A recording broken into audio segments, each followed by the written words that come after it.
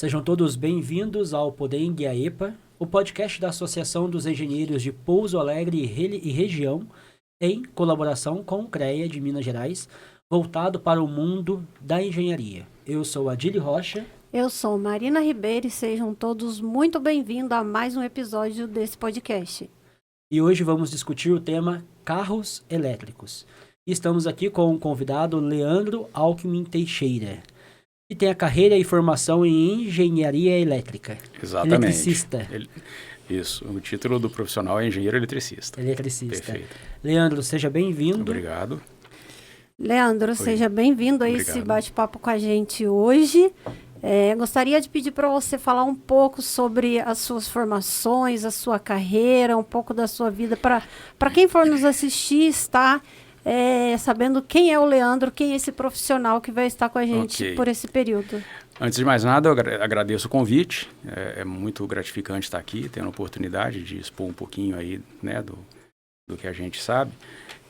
Eu sou formado em São Bernardo do Campo, pela Faculdade de Engenharia Industrial, né, pós-graduação em Gestão de Negócios, em Engenharia de Produção, na EFEI, em Itajubá, na Segurança do Trabalho também, em Itajubá também na FEP, né, e automação, controle e automação no Inatel, né.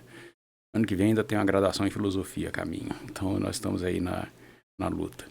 Profissionalmente, eu atuo com projetos numa empresa de engenharia aqui em Pouso Alegre, e também na parte de energia. Eu atuo na parte de energia, né, em potências médias e altas. Então, é um panorama que hoje é interessante, muito interessante de se trabalhar. Muito, muito bom, né, Adílio? Deu para sentir o profissional com a gente aqui hoje, né? Com certeza. Leandro, para a gente já dar início aqui vamos falar um pouco sobre um panorama geral, né? Para a gente entender um pouco. Uhum.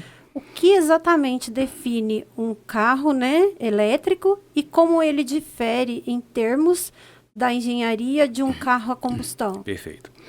O carro elétrico, ele funciona de uma maneira totalmente diferente de um carro a combustão. Começa que na parte da engenharia, o carro a combustão ele tem um motor muito complexo. Né? Ele é uma máquina que ele tem na base aí de alguns milhares de componentes. Se a gente for contar cada parafusinho, cada porquinha, cada arruela, né, os pistões e as válvulas e aquela coisa toda, nós estamos falando aí de 3.000 componentes, 4.000 componentes, a depender do tamanho do motor, quantos cilindros qual que é a arquitetura do motor, se ele é em linha, se ele é em V, se ele é boxer, né, o motor plano. Existem, no caso dos aviões, os motores radiais. Enfim, ele é uma máquina bastante complexa, né? Todas as peças mecânicas têm que estar em sincronia para ele funcionar bem. O carro elétrico, ao contrário, ele tem um motor que tem 3 peças. É muito, muito simples, muito simples. Uma das maiores consequências disso é que a diferença de rendimento é muito mais alta. Né? Ou seja, a energia que você insere naquele motor, no carro a combustão, ele perde 75%, pelo menos nessa faixa. O motor elétrico, ele tem um rendimento de 96%, né? E contando. Né? Em compensação, o carro elétrico ele tem a bateria, e a bateria é o coração do carro elétrico e também o calcanhar de Aquiles dele.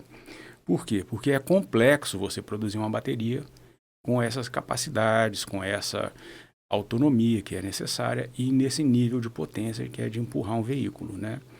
Então, a principal diferença é essa. O carro a combustão tem um motor complexo e uma reserva energética simples, que é um tanque com um pescador e uma boia. Uma coisa muito simples, igual uma caixa d'água da sua casa, né? Já o carro elétrico ele tem um motor muito simples, né? Mas a reserva energética dele é complexa de ser produzida, né? Então, basicamente é isso. Tá. E como foi a evolução da tecnologia dos veículos elétricos nos últimos anos? Olha, o carro elétrico ele não é uma coisa nova. O primeiro carro utilizável da história, porque foi o francês José Cugnot que inventou o automóvel. Ele criou um automóvel a vapor, que era um triciclo, na verdade.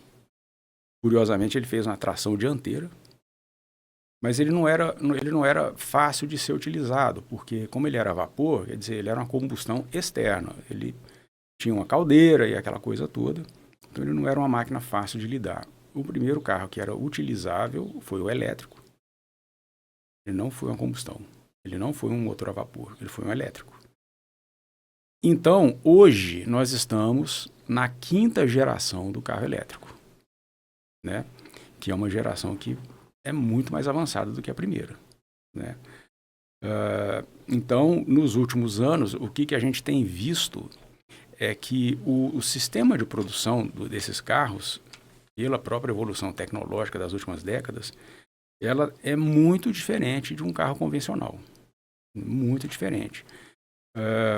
Então, a gente pode falar desde os materiais que são empregados nesses carros, até os processos de fabricação e a interconectividade. Tudo isso é uma novidade, uma tecnologia que apareceu de talvez 10 anos para cá. Então, essa é uma evolução muito grande que aconteceu nos últimos anos. Nossa, hoje já está uma febre, né, dos carros elétricos, e você vem Sem falar dúvida. aqui que já é a 5ª geração. Já é a 5ª geração, a gente não tem ideia, né, de que é, mas o problema de que antigamente não se falava tanto do carro elétrico é justamente a bateria dele, porque as baterias de, vamos dizer, 100 anos atrás, elas eram muito inferiores ao que se tem hoje, né? Então, você tinha um carro elétrico, ok, mas você não viajava igual hoje. Você tem condições de fazer uma viagem e ir daqui a São Paulo sem parar, né? Hoje em dia isso é uma realidade, né? Muito legal. Quais são os principais tipos de veículos elétricos existentes hoje e quais as diferenças técnicas entre eles? Tá. O primeiro tipo, ele é um veículo a bateria, né? O veículo a bateria, ele é elétrico, ou seja, ele é como se fosse um celular. Muita gente brinca, eu comprei um celularzão aí, comprou um carro elétrico. Por quê? Porque ele funciona, você carrega, ele anda e descarrega. Quando ele dá lá, baixa a bateria, você põe para carregar de novo, ele anda e descarrega e assim vai, né? Então, o carro elétrico puro, ele não tem absolutamente nenhuma outra forma de se locomover. E aí, existe o carro que ele é o híbrido. Ele é uma mistura de combustão com elétrico. E como é que ele funciona? Ele tem uma bateria. Então, você está andando no trânsito, aqui na cidade, ou numa cidade grande, qualquer, e você abaixou a bateria. A bateria dele está próxima de acabar. O que ele faz? O computador de bordo arranca o motor a combustão e esse motor recarrega a bateria do seu carro. Então você não para. Ele continua andando apenas com o motor ligado e dando uma recarga no sistema. Como que você mantém esse carro carregado? Você simplesmente abastece ele no posto de gasolina de uma forma convencional. Qual que é a vantagem, qual que é a desvantagem? Os carros elétricos puros, eles costumam ter uma autonomia um pouco menor, embora isso tenha tido um avanço nesse sentido. O carro híbrido, você pode pegar uma viagem longa com ele e você ir abastecendo ao longo do caminho, sem ter que parar para esperar dar uma recarga. Porém, ele vai fazer uma quilometragem por litro muito acima da média, principalmente no ambiente urbano. No ambiente urbano, esse é um carro que ele vai fazer para lá de 15, 20 km por litro. Enquanto que um carro a combustão, ele sofre para fazer isso, né? Se for um carro de motor pequeno, se for um carro 1000 cilindradas, ele pode até chegar, vamos dizer, a 15, tem quem já me disse de 18 km por litro, um carro puro a combustão, né? Talvez até mais um pouco se a pessoa souber explorar o carro. Mas um carro híbrido, ele vai fazer mais, ele vai superar isso, né? Um amigo meu me relatou que o dele ele conseguiu 25. Na estrada, o consumo dele vai tender a cair, a aumentar um pouco, né? A quilometragem ele vai cair um pouco. Porém, se você não pega a estrada com tanta frequência, não afeta tanto. E existe o híbrido plug-in, né? Que ele funciona uma mistura do carro elétrico com o carro a combustão. O que isso quer dizer? Ele é um carro que você consegue abastecer ele na gasolina, mas a bateria dele é maior do que o do carro híbrido comum. Então, você pode abastecer ele na gasolina e você pode chegar num lugar, né, e carregar ele na eletricidade. Você dá uma carga nele. Aí você tem a carga da bateria e mais o tanque. O que esse carro te oferece de vantagem? A autonomia dele é absurda. Tem carro que consegue, com uma carga e uma bateria, rodar 1.200 km. Enquanto que um carro a combustão, você pega um carro daqui a Belo Horizonte e você gasta um tanque, basicamente, né? Não, um carro PHEV, que é o plug-in, né? O híbrido plug-in. Você dá uma carga nele da sua casa e você abastece ele, até você vai e volta em Belo Horizonte e ainda sobra para andar lá dentro da cidade, né? Nós estamos aqui a 400 quilômetros de lá, né? Então, você imagina o que é a autonomia desse carro. Então, nós temos essas três possibilidades de carros elétricos. Com relação ao uso, a pessoa precisa de saber, quando for escolher, se optar por comprar um carro de uma tecnologia elétrica, qual que é o uso dela, né? Às vezes, um carro elétrico puro resolve o problema. Eu quero apenas pegar meu filho na escola, fazer o supermercado e tal, um carrinho pequenininho e tal, só para fazer isso. Eu não quero viajar nem nada. Eu vou viajar no do meu pai, do meu marido, da minha esposa, num carro maior. Então, é saber o que a pessoa deseja desse carro, buscar o objetivo. Perfeito. Leandro, vamos falar agora de engenharia e tecnologia. Perfeito. Quais são os maiores desafios de engenharia na fabricação de carros elétricos atualmente? Então, o que a gente tem que ter em mente do ponto de vista de engenharia? O primeiro ponto que é interessante e a gente às vezes não para perceber é que a eletricidade, ao contrário de outras formas de energia, ela é sempre secundária. O que eu quero dizer com isso? Você não para na beira da estrada para pegar um pouco de eletricidade, igual você para tomar uma água fresquinha na mina. Não existe a eletricidade, ela não acontece na natureza, ela tem que ser sempre produzida. Então, seja por uma usina hidrelétrica, termoelétrica, nuclear, solar, alguma usina, alguma forma de produzir, eu tenho que utilizar para poder obter a eletricidade. E ela tem o maior desafio dela em função disso é justamente armazenar essa energia. Então, eu gerei eletricidade. Ok, mas e aí, o que eu faço com ela? Como é que eu guardo essa energia? Né? A gente pensa, são baterias. Ok, mas qual é o tamanho dessas baterias? Por exemplo, você já imaginou que tamanho de bateria você precisaria ter para ter um navio elétrico? Você já pensou que tamanho de bateria para você fazer um trem elétrico? Né? Para você fazer um caminhão, um treminhão, né? Como eles falam assim, elétrico? Embora já está aparecendo, né? Já existem caminhões elétricos. Mas esse é um desafio que a engenharia ainda precisa desenvolver um pouco mais, né? Ainda mais num país como o nosso, porque a gente precisa de ter toda a malha para poder fazer a carga e a recarga desses veículos, né?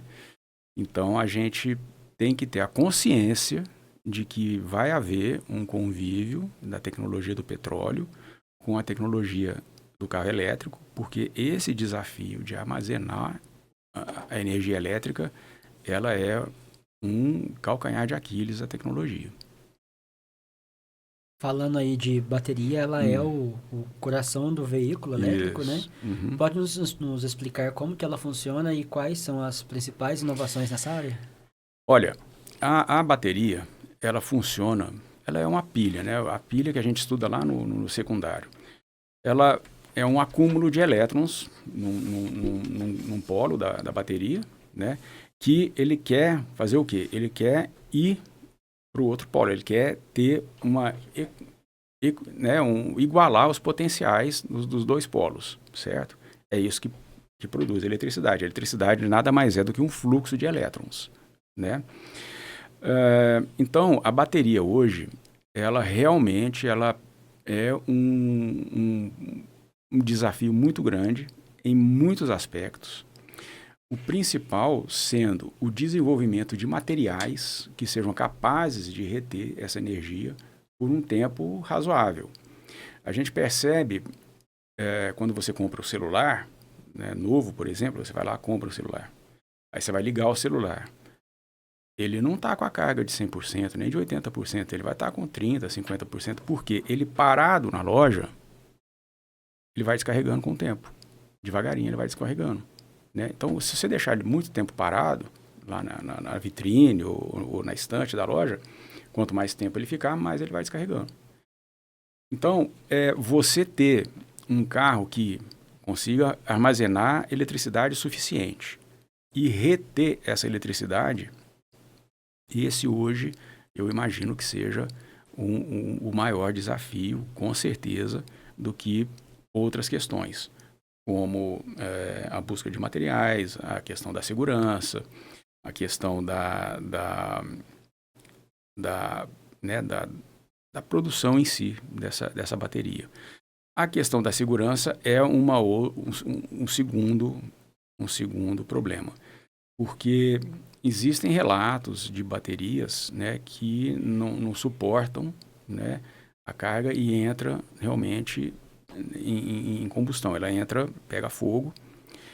E uma coisa que a gente tem que ter consciência é que o fogo originário da eletricidade, ele não apaga. Ele é muito difícil de ser apagado. E se for apagado, você tem que primeiro cortar a eletricidade, você tem que primeiro desenergizar o circuito e utilizar extintores específicos. Você não pode utilizar, por exemplo, a água para apagar esse fogo. Entendeu? Então, assim, esse é um desafio, você ter a segurança. O que está se buscando hoje para poder resolver esse problema? São as baterias de estado sólido. São as novas baterias. A nova geração de bateria vai vir o estado sólido e aí muitos desses problemas vão ser resolvidos. Vai ganhar eficiência, né? Vai ganhar eficiência, vai ganhar... Reduz o custo, talvez, cada vez mais. Sim, provavelmente. Como que os engenheiros lidam com as questões de dissipação térmica e segurança nas baterias? Exato. Esse é um problema que a gente já né, até abordou aqui anteriormente. Hoje em dia, você tem algumas normas que estão sendo editadas no Brasil para prever. A gente tem que prever a possibilidade de alguma coisa acontecer de errado, principalmente se a instalação